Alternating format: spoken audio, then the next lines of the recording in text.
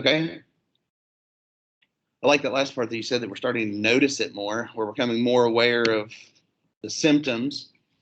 That's an interesting thing. What do you think about it, Maggie?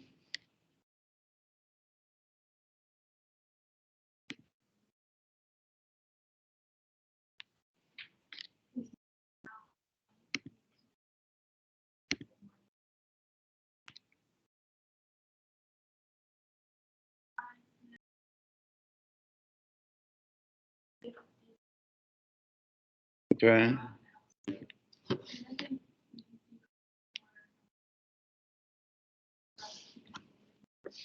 Okay. So you think it's got a lot to do with diet? Gotcha. And there's a lot of people that agree with you on that. It's becoming more and more common of different chemicals, preservatives, and things that are in food that are newer. But here's the question, though. These chemicals are newer and they're in new food, but it's affecting people older. So is it something that they were? There's one big study that cast iron skillets are a big cause of Alzheimer's.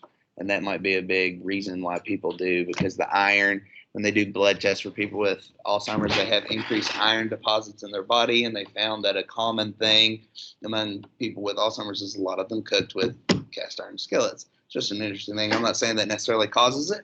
I just think it's an interesting thought. What do you think, or let me back up for a second. Do you think there's any difference in Alzheimer's disease or dementia, Jennifer? Yeah, there is. Okay. Cassidy, do you know what the difference between Alzheimer's disease and dementia? Reversibility. Okay. Isaiah, what do you think? What's your preconceived notions about Alzheimer's and dementia? Well, I always pronounce it wrong. You always called it Alzheimer's. Everyone does in West Virginia. Old timers. Yeah, Old-timers. That's another one. I think it's because a lot of people in West Virginia, they call it old-timers because old-timers get it. I don't think it was just necessarily just a name, mispronunciation. It was, old timers. Oh, and they accept it as a normal part of aging. But, people are starting to wonder, like, why are we considering it normal? It's not normal. It is a disease. There's something going on. There was a cause for this of some type. Alzheimer's is one of the most interesting things when you start looking at independent researchers. Like I said, I found that one about the cast iron. I thought that was wild. There's some that say that the skin on vegetables causes it because it breaks down a barrier in your stomach and lets more chemicals from other foods get into your blood. And you can really go down a rabbit hole of causes of Alzheimer's. But there's lots of weird studies out there that can convince you. There is what? I'd be interested in the cast iron one. Because, like, in my head, people who use cast iron are typically impoverished, or they're like, I think, camping out there, like rural areas, and so Yeah. I do too. Cast iron's an interesting one. I've always thought that was one of the most interesting ones because who doesn't have a cast iron skillet in their kitchen? I mean, I don't use one. like the older people when they were our age who had cast irons in that generation. Yeah. I don't know if, like, well, and you got to remember at the time where, literally everyone had a cast iron skillet because it lasted forever. Like, it was not going to break. You got one and that was your skillet. That's what you used. But it's just an interesting thing to look at. I like the one about the vegetable skins and stuff like that too. I mean, there's a big study in California where they took people off in a certain type of diet. It's called the plant paradox diet. You can watch a whole documentary about it, but it talks about how there's chemicals in the skins of vegetables and stuff, and it's the chemical that helps them make their thicker to protect them from bugs and whatnot. And what it does to our body is break down the lining in our stomach and lets more chemicals go through. It's just an interesting thing. You can look at it, but there's a huge study. One guy had a patient. He put her on the plant paradox diet that he came up with, his doctor, and she went from having, you know, severe later stages of Alzheimer's to being independent and living by herself. It's just something you guys can look up those YouTube videos. They're really neat. You can go down a rabbit hole. All right, so let's talk about a little overview of everything we're going to do today. Conditions that impact cognition are typically chronic and progressive. Dementia is progressive, depending on the cause. Alzheimer's, all of these different things we're going to talk about, they're progressive and chronic. These conditions impact their quality of life in major ways. They usually affect all areas of occupation. It's not going to be this person has dementia and they only have problems with sequencing and dressing. They're going to have different issues in lots and lots of places. Cognitive disorders can be managed with appropriate interventions, occasionally medication, and in some instances, dementia or these things can actually be reversible in certain instances. There are some rules that I want to talk about before we get started into these. The first one is that it is essential that older adults receive the proper evaluation and treatment for their cognitive condition. That is meaning that we really have to identify what condition that they have in order to come up with a certain type of treatment that we're going to do. What role we play in that is just observation. You may work with a patient and see, like, you know, with their shoulder pain or whatnot, and then see, or they express to you that they're having trouble paying their bills now. They can't seem to keep organized or do things in order. That's one thing. Hey, you may need, you know, I'll talk to the OTR about doing this evaluation, blah, blah, blah, and seeing about, you know, getting you evaluated for stuff. The second rule is cognition or cognitive conditions need to be understood in the context of an individual's entire life course and not in isolation.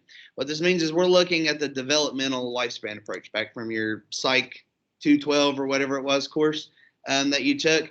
We're looking at it from when did it start? Where is it at now? Where is it headed? How did it possibly start? We're looking at the whole thing. The third one is that it is imperative to understand the subjective illness experience of living with a condition. What this is meaning is that you really have to look at the condition and how it's affecting each individual person and their family. Because one person with a, you know, light onset of dementia may function a lot better than somebody in another situation that has a light onset. And it really depends on environment, who is around them, how educated their family is about the condition, all of that stuff. The fourth one is conditions that impact cognitive functioning are best conceptualized using the following frameworks: the environmental press model and the strength-based approach. I've got a couple slides. We're going to talk about that in a second, but the environmental press model is all about their abilities and how well they fit in the environment. So what that means is this person is able to function at this level in this environment. If I put them in a more accessible environment or more friendly environment for their conditions, do their abilities fit better? So if someone is living at home and has a, you know, mild onset of dementia, and you put them in an adult living facility where someone's managing their medication, somebody's there to help them with safety stuff, will they do better? Do they do worse if you take them out? That kind of idea, okay? And then the next is a strength-based approach. That is identifying first what their strengths are and what they can do, and using that to the best of your ability to come up with treatment interventions. Okay? Are we good with that? All right, and then the fifth one, and the last one, is an overarching goal for older adults, family members, clinicians, and researchers, and policymakers is for all individuals to successfully age with their condition as independent as possible. That's like OT in a nutshell, right? That's what we are concerned with. We want them to age as successfully as possible and stay as independent for as long as possible, okay? When you want someone to stay independent in something, what is the number one thing that we are concerned about as far as OT goes? You start talking about dementia, we're really concerned about the big S word. What's that? Safety. So just because they're able to do something, you have to then ask yourself, are they able to do it safely? Right? For example, I went and treated, you know, one of those patients yesterday, And she told me that she had a lot of confusion with doing her bill pay.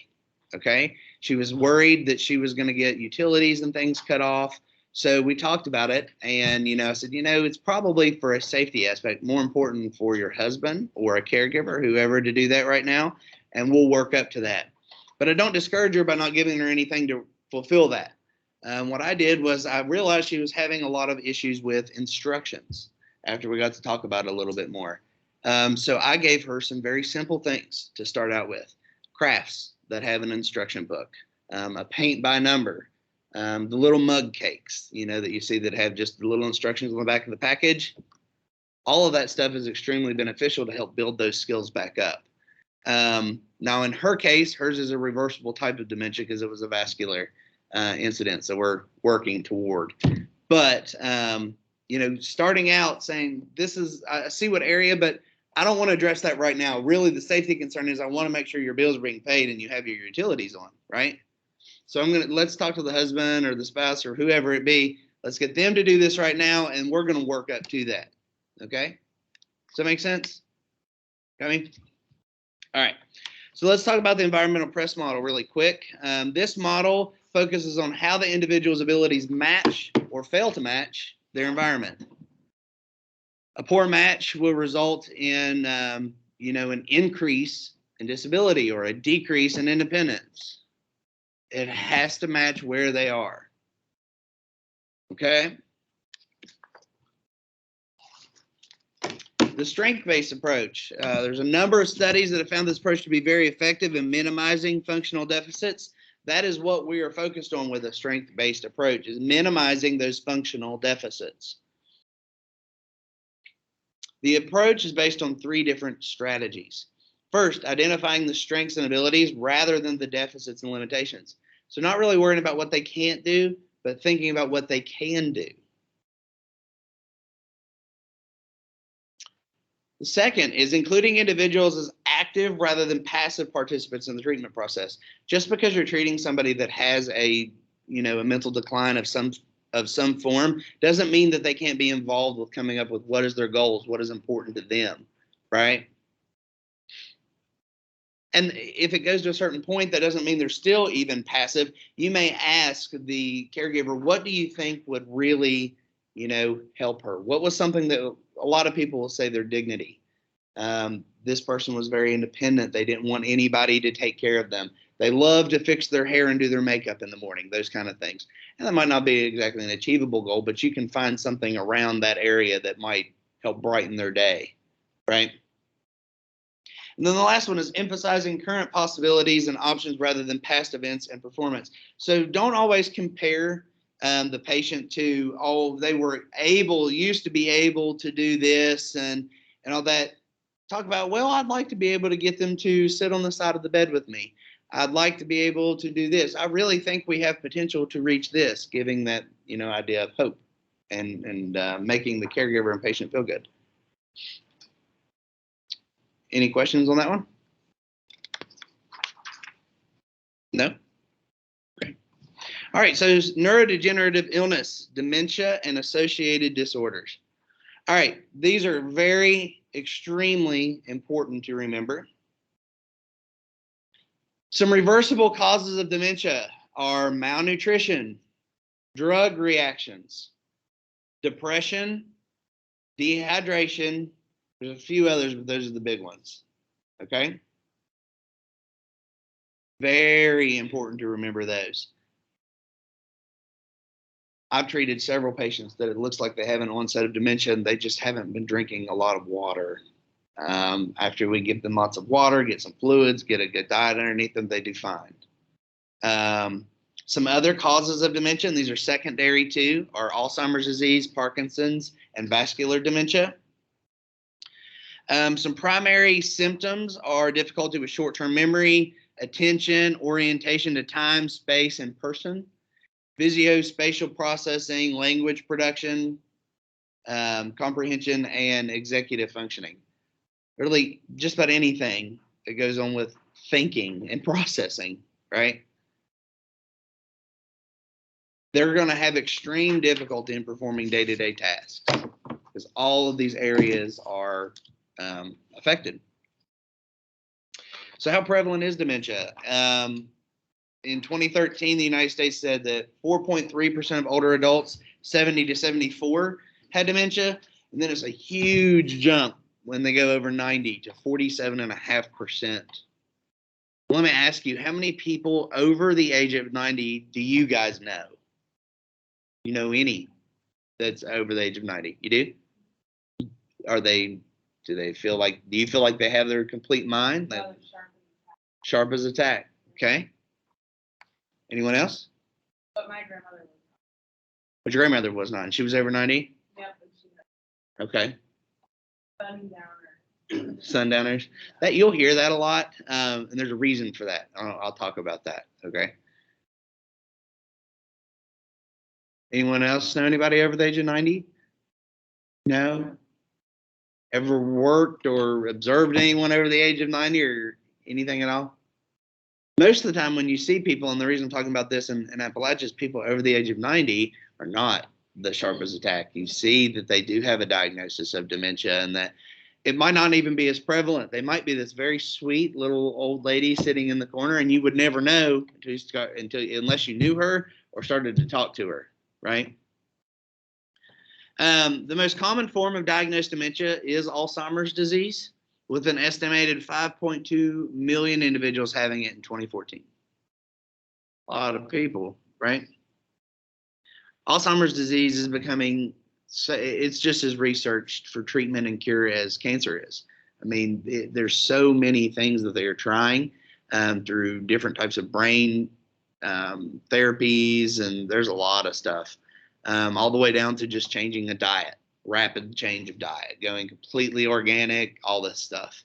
My former boss's mother had Alzheimer's disease, or has Alzheimer's disease, and she was rapidly declining. And he moved her to a new space, which is rule number one, never to do, to move them out of the familiar environment. But he did, against what I was telling him. But he completely changed their diet. It was brown beans, cornbread, hamburger patty every night kind of thing, those kind of people, just down home country folk people. And he changed her to a completely organic diet and followed very similar to the plant paradox thing I was telling you earlier.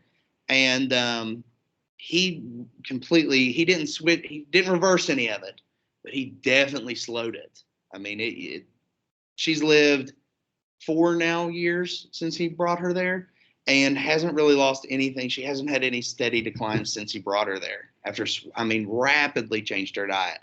It's very thought-provoking just from, I know that's one instance, one person, but it was seeing that, I was like, wow, it got me really thinking about it. And he was all about it. He bought everyone in his store a book and said, read this book. And he was all about it, but he had really good results with it. He didn't reverse it, but he did slow it down a lot.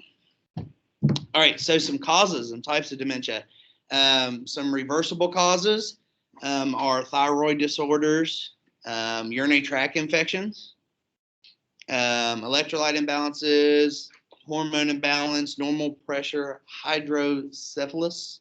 Does everybody know what that means? Play off words.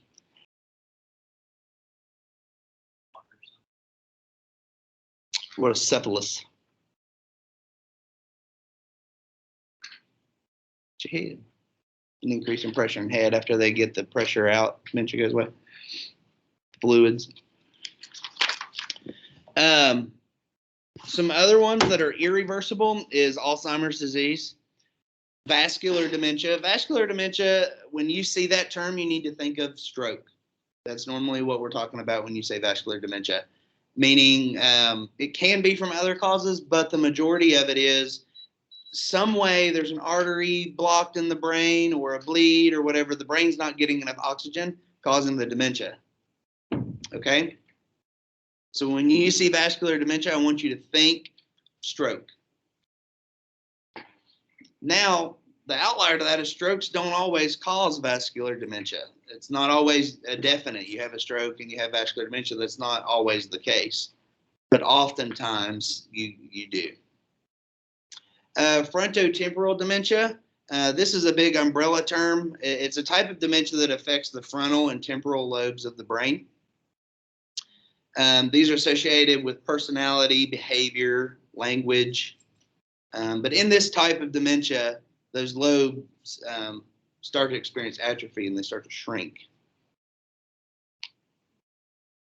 This is going to cause, and what is more upsetting to a lot of these family members is it's a complete turnaround and change of their personality, which is very upsetting. You know, you'd be married to somebody, say, for 40, 50 years, and they get frontotemporal dementia, and their personality completely shifts after being married to them so long. It's very difficult for somebody to deal with. Has anybody ever heard of Lewy body dementia? Yes, heard of it? Do you have any idea what it means, what it is? Talking about Lewy bodies. Okay. Does anybody know what Lewy bodies are? Maybe, kind of. Okay. All right. So what Lewy bodies are, first I want to mention this is the second most common type of progressive dementia after Alzheimer's disease. Okay. Lewy bodies are just more or less protein buildups. That's what they are in the brain, protein buildups. They're going to go around different nerve cells in the brain that are involved with thinking, memory, and movement, or like motor control. It causes the patient to have a very progressive decline in mental abilities around the board. It's buildups of protein. They even may experience things like hallucinations or a complete change in being alert, their alert status.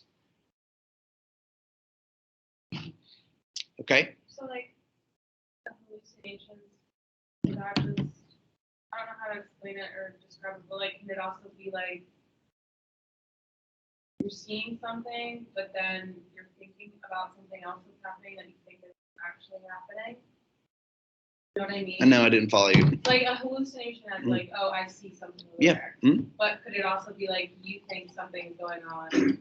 Well, that'd be a delusion. Oh, delusion. Yeah, when you're thinking, that's just the delusion. That's the thought. But if they're seeing it and having, that's the hallucination part of it. All right, Korsakoff syndrome. Has anybody heard of that one?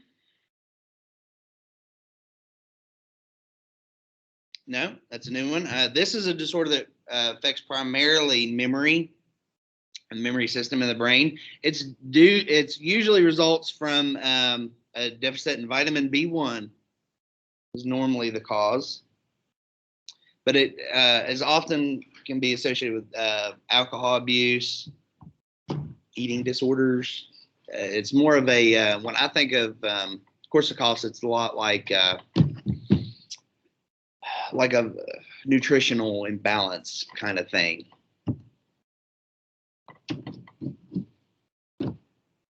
All right, and the last one is Huntington's disease. This is a progressive brain disorder caused by a defective gene. It causes changes in the central area of the brain, and it affects mood, movement, and thinking skills. Okay. There's also some AIDS-related Parkinson or AIDS-related dementia. Sorry, Parkinson's and multiple sclerosis can also, come with signs and symptoms of dementia. All right, so some other symptoms are difficulties with. Does anybody need me to go back or repeat anything on any of those? No, we're good. Okay. Some other things are difficulties with short-term memory, attention, orientation to time, space, and person, visuospatial processing, production and comprehension skills of language, executive functioning, communication, functional engagement, and emotion and behaviors. So having dementia and having all of these symptoms, you can see why it affects literally every area of the person's life. All ADLs, all IADLs, all areas of occupation at all are affected.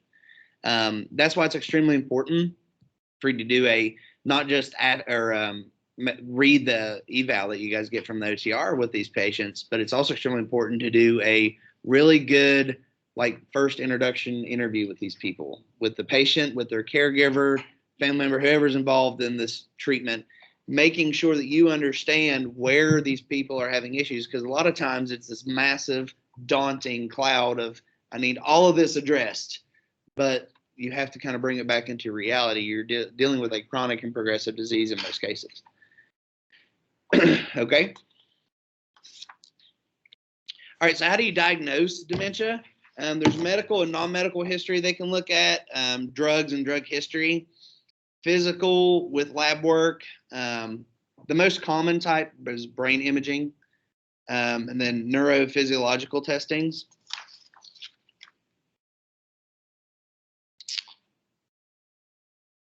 Now, some of these is Alzheimer's disease. Actually, the only way to definitively say, okay, this person has Alzheimer's. Now, you will have lots of patients, tons, that are actually diagnosed with it. The actually way to find out this is what it is an autopsy. They have to look at the brain. They can see the shrinking. They can see all the signs, and they say, okay, we know this is dementia. But the 110% no, the patient has to pass away. Yeah, because it's not very common or like a scan of the brain.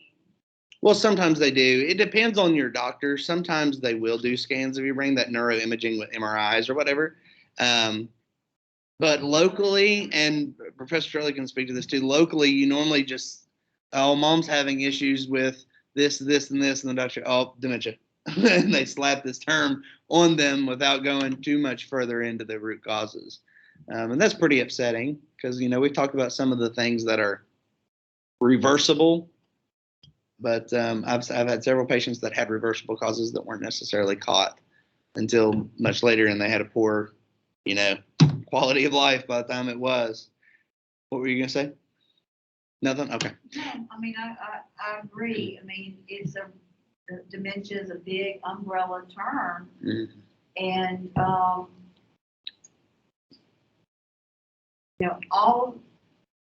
the big thing is with Alzheimer's, it's a gradual decline in everything. Mm-hmm. The other types of dementias, they may look, it's only bits and pieces.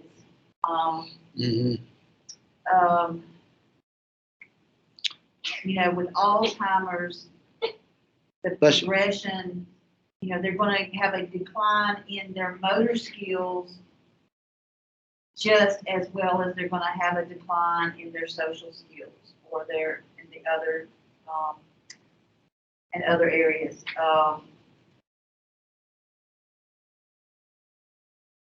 But yeah, and it can affect the way that you provide intervention. Like determining what stage. That's very important. And we talk about that actually in 207 because this is one of the most important things. This is right there with shoulders. When I say gold star type information stuff, this is one of the most common things you're going to treat in your entire career. But one thing that's always stuck out to me when treating patients with dementia is just because you read their eval or read their chart and see that they have a diagnosis of dementia, you literally never know what you're walking into. You really don't. Some people can be very argumentative and very mean. Some people will be the sweetest little old lady you've ever seen in the whole world, and they just act a little confused. You really have no idea what you're walking into. And then it also depends where you were talking about. 5 minutes, go walk away. Oh, yeah, turn around and come back totally different person. And depending on type of day where you're talking about like the whole sundowners, aspect of it too, it's extremely common. A lot of people do really, really well in the morning. And you go in the evening, totally different. That's the case with one of the patients I saw yesterday. Talking to her spouse too, was that she did really, really good in the morning, could function as independently and as normal as possible. In the evening, didn't even know who her husband was. I mean, totally different. It's gotten better now, and hers ended up being a medication-induced dementia. She was on Zoloft since she was 16, I think she told me, and she went in to CAMC for a gallbladder removal. For whatever reason, behavioral medicine, when she was brought in, came and saw her. She didn't know that's who it was, took her off of her Zoloft cold turkey, and she's 52. So she'd been on it for that long, and they just took it off of her, totally threw her. She was nuts. I mean, totally different person, was, having accidents all over herself, threatening to kill her husband, all these things. It just took her right off. Okay, that makes me mad. Yeah. Oh, it was something. It's of course there's lawsuits happening, but it's something very crazy. Somebody should have been proactive looking at the medications at discharge. Mm-hmm. So it was, and it took him a while. It took her 30 days. It took him 30 days to figure out what was wrong with her, and it was her body having a crazy reaction to not having, her medication. It's pretty wild. It's not completely turned around. She has some lasting effects because it's hard to tell how long it'll be able to get her back in that level in her system. But it's been about, I think she's had it for 2 weeks now, and she's doing much better.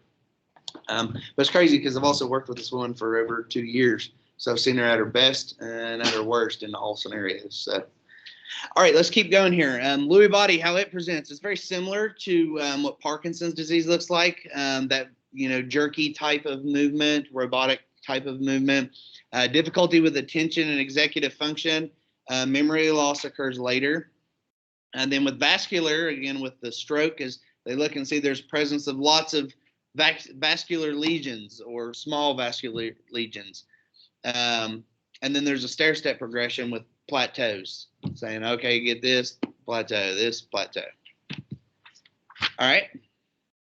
This is something I want you guys, I had it as a handout on there, and for whatever reason, eLearn deleted it. I'll put it back up there, but it is the stages of Alzheimer's disease and what it looks like. So that's a healthy brain compared to some with mild to severe.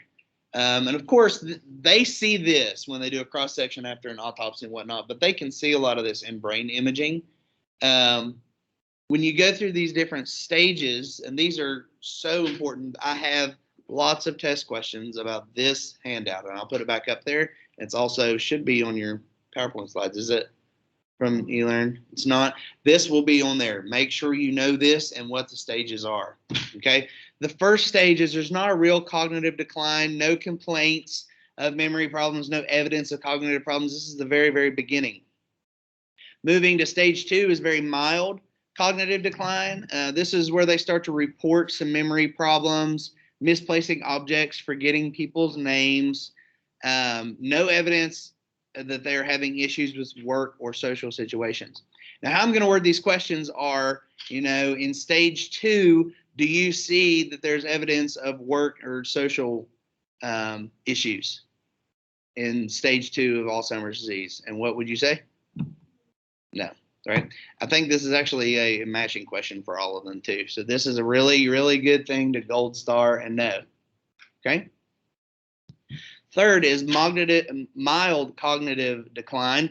This is impaired concentration, difficulty with work tasks, and some denial and anxiety about the deficits.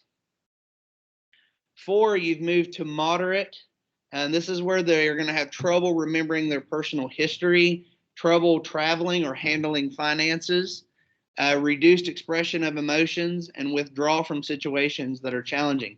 See how there's a massive jump between mild and moderate? It's like mild, okay, they have some difficulty with things, they can still manage them. 4 is like, boom, all this stuff starts getting, right? Stage 3 and 4 is one of the biggest jumps. Let's go to stage 5, that's moderately severe. This is where some assistance is needed, evidence of short-term memory loss, lack of orientation to time, place, and date, and may need assistance with choosing what to wear. This is where they may choose to wear, it might be 16 degrees outside and they're going to wear, a short sleeve shirt and shorts outside. That's a big safety risk, right? Number 6 is a severe cognitive decline. This is the lack of awareness of recent activities or surroundings. Activities of daily living may require some assistance. I'm going to say at 6 that they're going to, it says may, they're going to require some type, whether it be supervision, like it just be safety or whatever. They're going to need a lot of help on stage 6. Evidence of incontinence or bowel issues, sleep disturbances, and then personality and behavior changes. And then you get to very severe cognitive decline. This is stage 7. This is the last stage.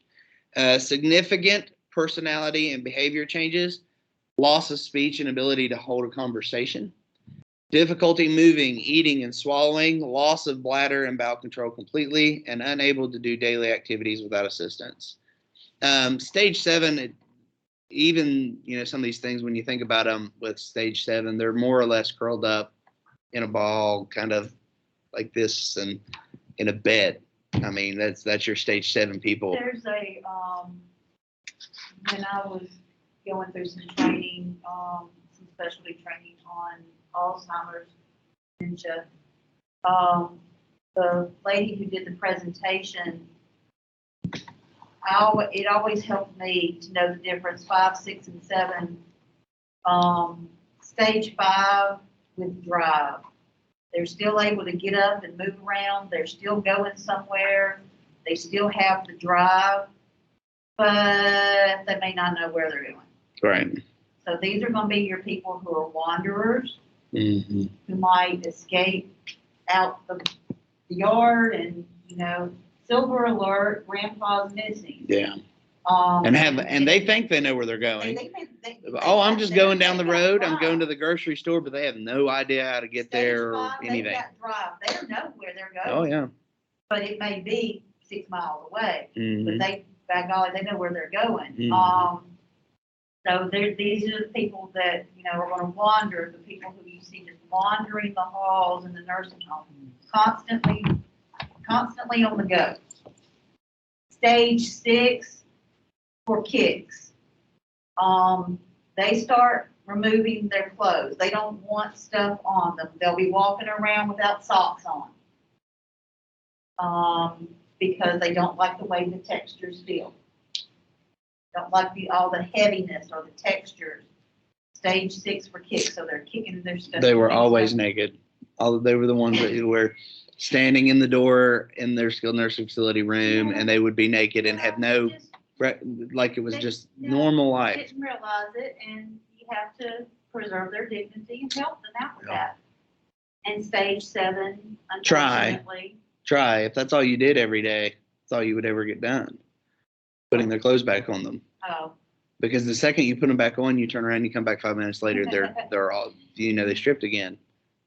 It was, it's very difficult. Look at different alternative clothing, what's looser fitting.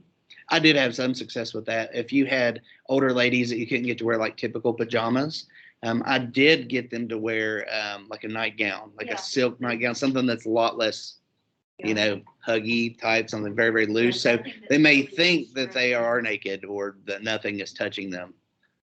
The nightgowns or the dressing coats. They also don't have, at stage 6, they hate taking showers or baths. A lot of times they can get very, because you're touching and things are touching them, they can get very combative, very argumentative, and it can get dangerous for you guys too as clinicians. Sometimes they can get. Talk about Tea Snow. I don't think so. I'll introduce you guys to Tea Snow. Okay. What was the thing for stage 7? Stage 7, almost to heaven. Yeah. That's just that's just the mnemonic to help you remember it. They're still alive. You still have to care for them. If they're contracture management.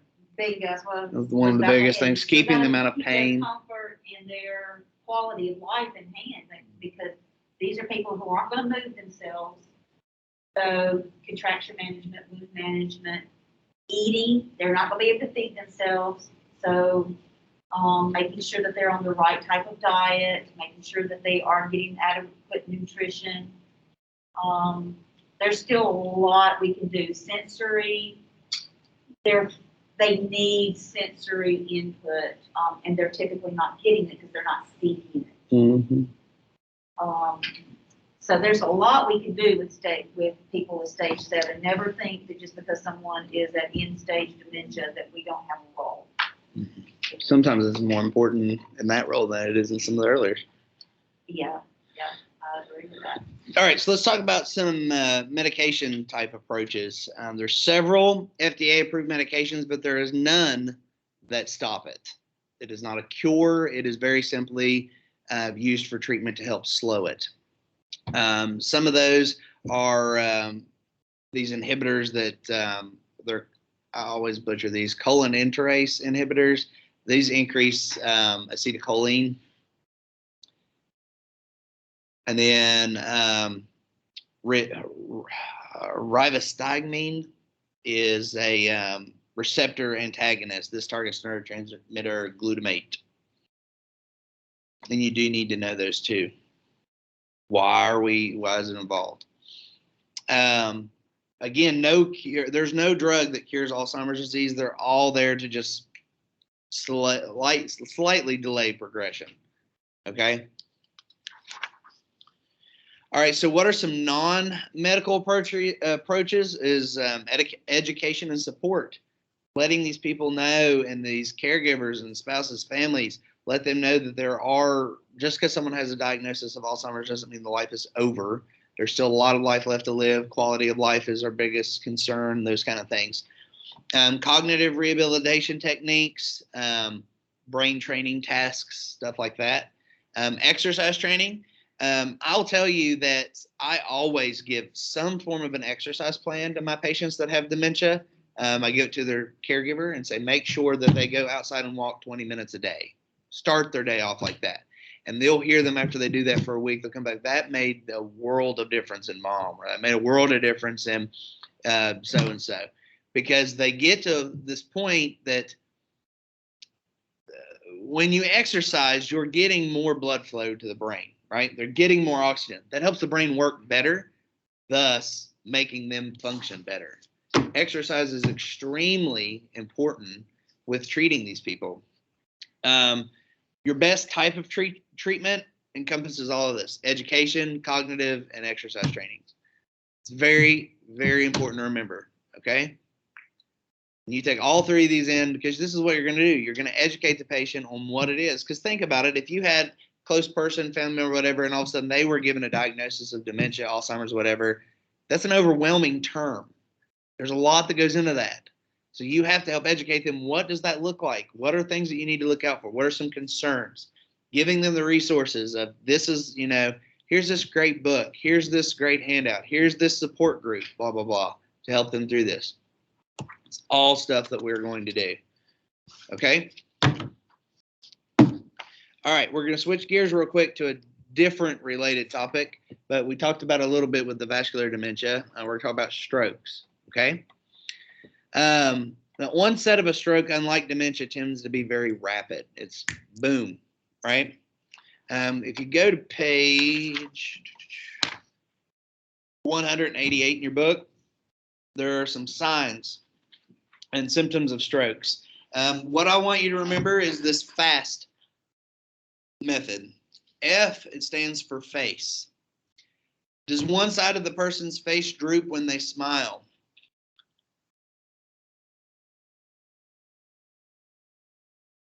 A is arms. Can the individual raise both of their arms above their head? Or a lot of times you'll see, if they're having a stroke, they'll have one arm up, one arm, and it'll start just slowly go down on the side that's drooping.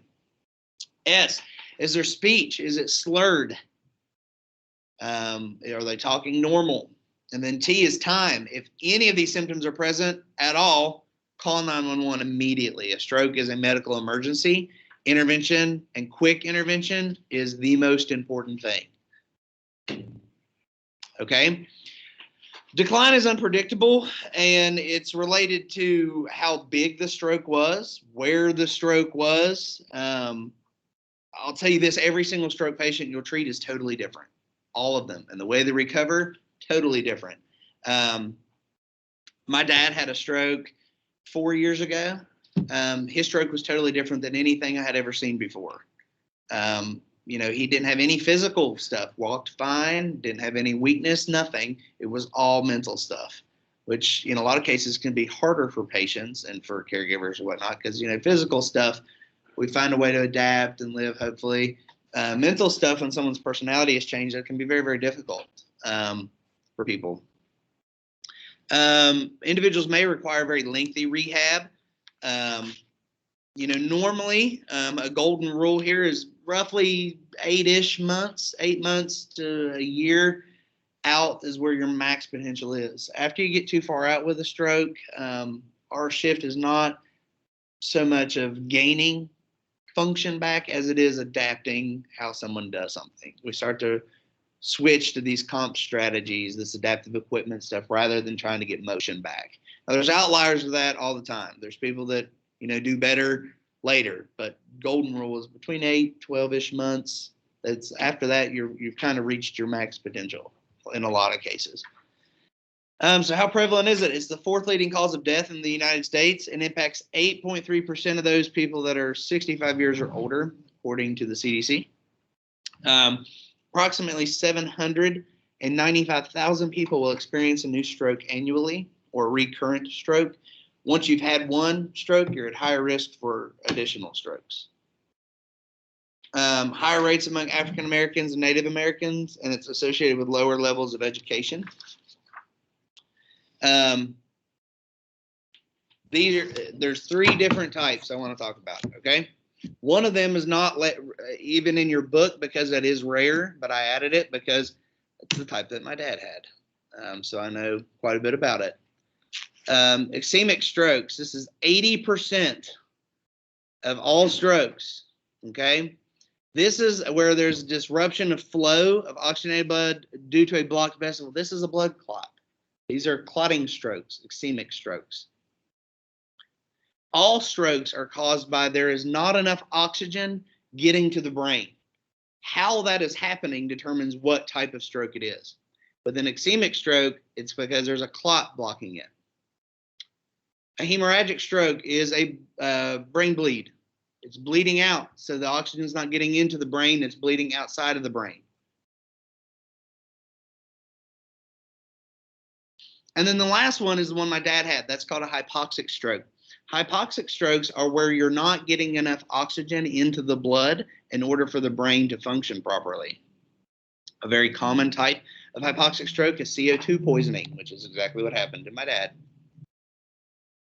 He was a toll collector on the turnpike, still is, but with a lot more precautions now than there were. And it was busy 4th of July weekend, car after car after car. He got a lot of car fumes. He went down into the little tunnel that they go back in between 4th.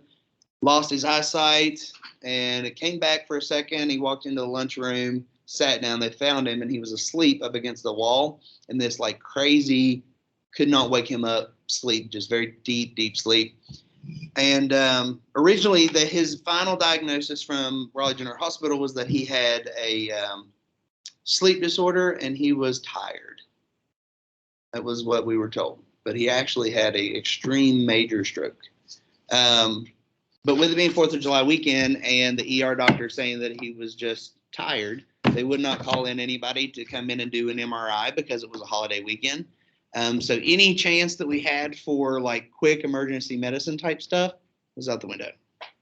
So that it's pretty upsetting. They can put these people in hyperbaric chambers, which Raleigh General doesn't have one anyway, but they could have got him to one. Was where they flood the body with oxygen to try to push out all CO2 that got into the blood from the breathing. And it's extremely effective in early emergency medicine, but a lot of places don't have it because these types of strokes are extremely rare.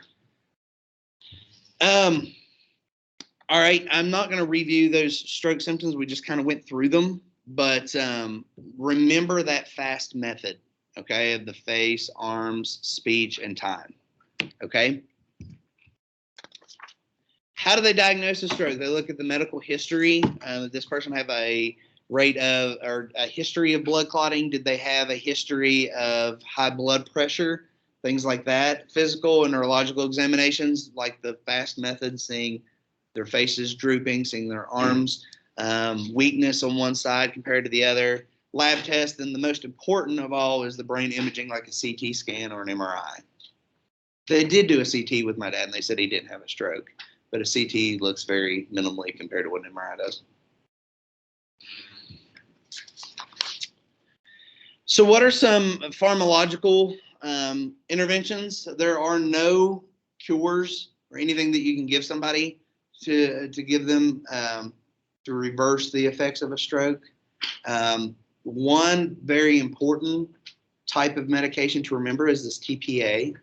that I have highlighted. Has anybody ever heard of a clot buster? It's like a extreme blood thinner, like extreme to the next level. What this is within the first 3 to 4.5 hours of somebody having a stroke, if they can identify that it's not a brain bleed and it is in fact a clotting stroke, they can give them this medication, break up the clot and restore blood flow to the area of the brain that's being blocked off. And it. What's that one called, like the Drano for your body? I don't know. Somebody called that when my dad had one for his lungs. No, TPA is very dangerous. And the reason being, if somebody is not having a clotting stroke and they're having a hemorrhagic stroke, and you give them TPA, you just killed the patient. They will die because it is an extreme blood thinner if they're already bleeding, and then you make them bleed more. That's another big thing that they're worried about is it might not even be a brain. They may be having a clotting stroke, but they have a history of like blood vessel disease, something that's making it their increased risk for blood bleeding, internal bleeding, and they give them TPA, and then they bleed out of something totally separate. They were trying to save them from this clot that was in their brain, which was important, but they, caused a totally different issue. It's very controversial, and sometimes it doesn't do anything. Sometimes the stroke happens regardless. But it is like this. It's one outlier medicine that they give, and it's had some success, but you don't hear a ton of success stories with TPA. Oh, I have. You have? Yeah, if you can get if you get it and it's done right. If you can get them there quick enough. Right, but the majority of people don't get that option. Your majority of stroke patients, they're not in that 3 to 4 hour. It takes, because 3 to 4 hours sounds like a lot of time, but you have the sudden onset of symptoms. Oh, what if you get a headache or something? Is your first sign, I'm having a stroke? No. For example, I had a really good friend. She was having a stroke. She laid down to take a nap because she just had a headache, thought it was from her being tired. She woke up 3 hours later, and hers was a clotting stroke, and couldn't move the right side of her body. That's a perfect example that somebody could have got it. The reason I'm saying that TPA is not exactly effective is it's dangerous, for one, and most people don't go to the hospital within that time. And sometimes it just doesn't do anything. I've had people that get there within that, and they have that, and they still have the stroke.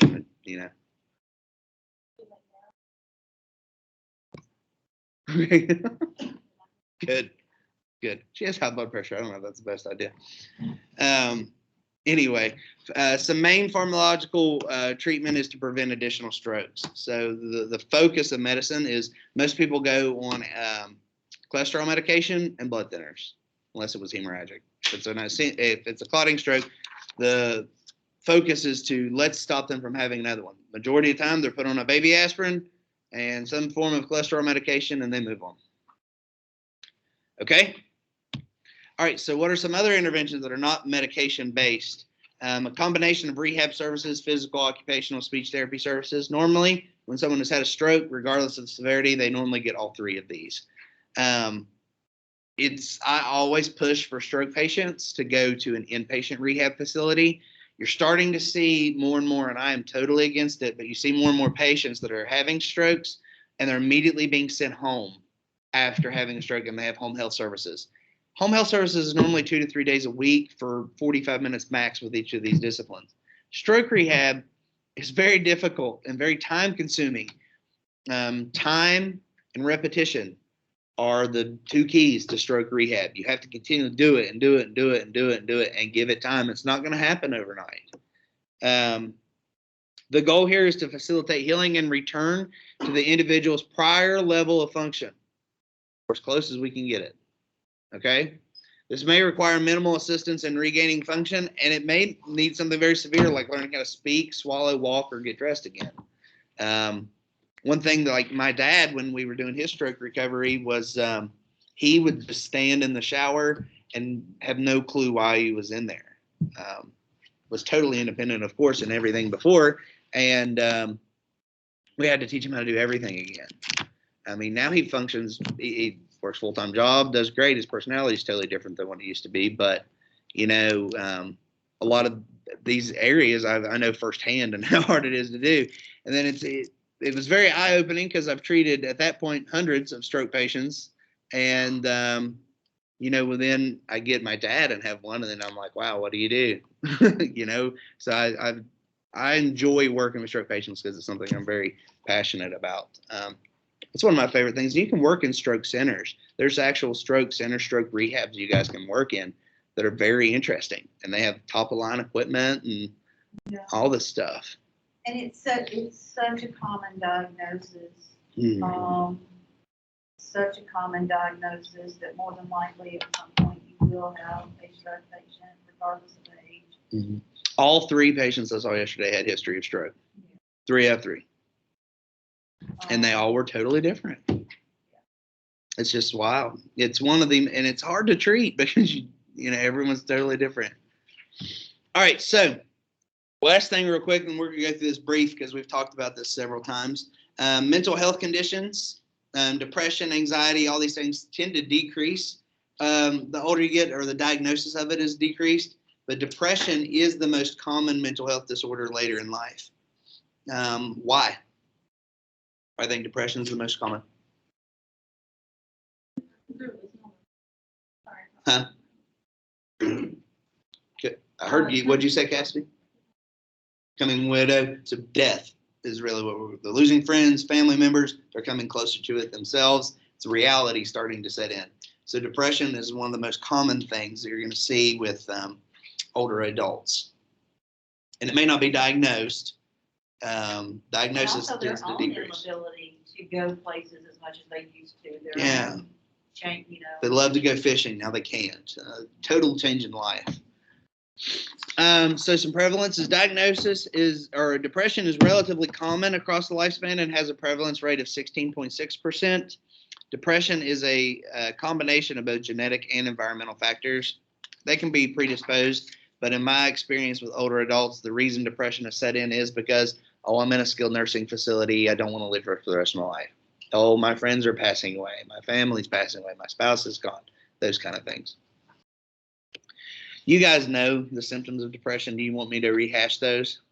Do you need a review on those? I think we're good, right? You guys know what that looks like? All right, so some medications and interventions or some medication interventions are SSRIs and other antidepressants. The one thing you got to remember, though, is those are kind of risky to give older people because of the side effects that go along with it. They might already be unstable on their feet, and now you give them something that can make them even more unstable and increase a fall risk for confusion. Another thing is that a lot of older people are on a bunch of medications, and they might have an interaction somehow with another one and cause some type of a symptom. And then changes in drug metabolism, how the body even processes that medication. What do? Some non-pharmacological interventions are behavior approaches, cognitive behavioral therapy, and exercise. Again, exercise is good for all mental health anyway. Let's pause for a second and talk about some individual experiences. And then we've got about 5 minutes left. I do have some homework for you guys to read other than the case studies. There's some videos I want you guys to do, and we're going to talk about them when we come into class, probably next Thursday. Okay? Because Tuesday we have the State Hill Day. Understanding the individual experiences. Individuals have some or may have some of the same cognitive and functional symptoms, but may have different personal reactions to these symptoms. So, for example, you may have somebody that has had a stroke and lost the right side of their body, or 2 people. This person might have a good positive outlook. I'm going to regain this function. I'm going to do this. I'm going to do that. And then you may have somebody like, this is it. The life is over. And you have to really play the part of the advocate. Okay. You may have the person that does way too much and overdoes it. Then you may have the person that you can't hardly get them to do anything.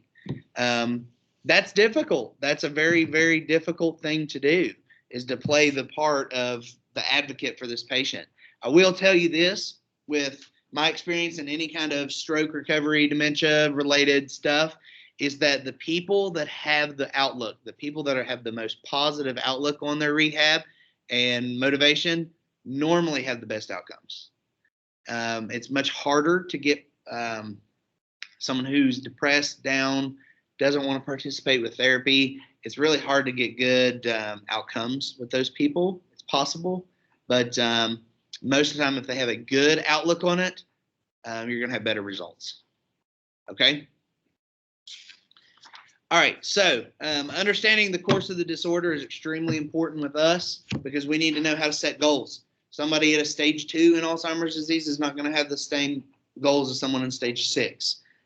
Somebody that has had a stroke that affected the right side of their body is going to be different than somebody who had a stroke who had no physical stuff going on. It's totally different. So just because you see a diagnosis when you go into a chart, don't go in with preconceived notions that this is what I'm going to see.